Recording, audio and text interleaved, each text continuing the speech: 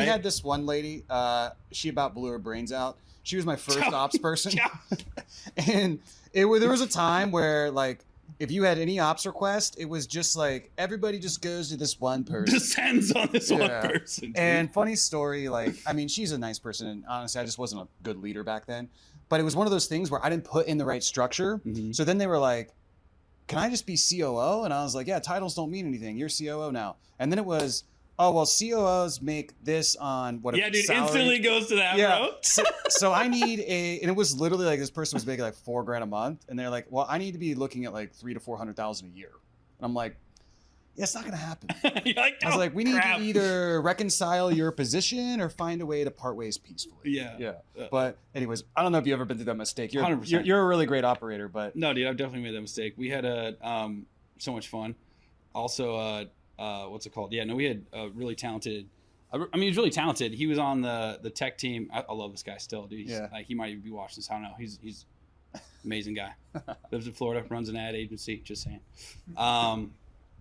But yeah, no, like same sort of thing. Like, you can award with title or with comp, and a lot of times when you have a small organization, you're like, well, I can't pay him more, so I'm gonna pay him with title. Bad choice most of the time, right? If your company's growing, it's a terrible decision. You know what I mean? And we've kind of talked about, like, you know, if you're 10 people, you don't have a COO. You might have an ops manager, right? And it maybe a director of operations, right? But like, you climb anyhow. With that, we gave him a CTO title. Kat thought it was gonna be a great idea, and we had the same exact conversation. Right? It was like, I think he might have been making like maybe $65,000, $60,000, and it was like, I ran the comps on Glassdoor. The slider says, you know, and I should be making 225 to 275 on the low end.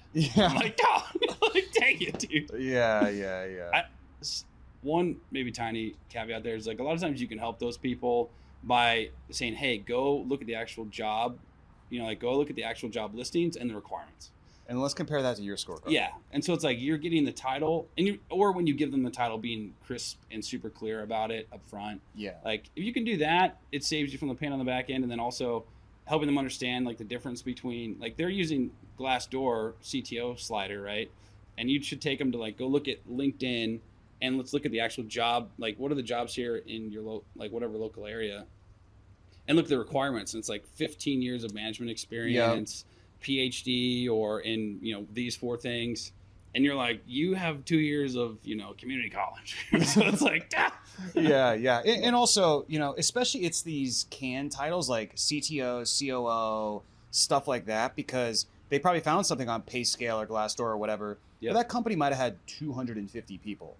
So it's like, the CTO of a company at the 250 person scale is way different than our company of 10 people. Yeah. Or just managing the data at like a $100 million revenue business. Yeah. I mean, like, the data around that versus the data that you like, that needs to, and the technical infrastructure that needs to be managed at, you know, for like CTO at like $3 million.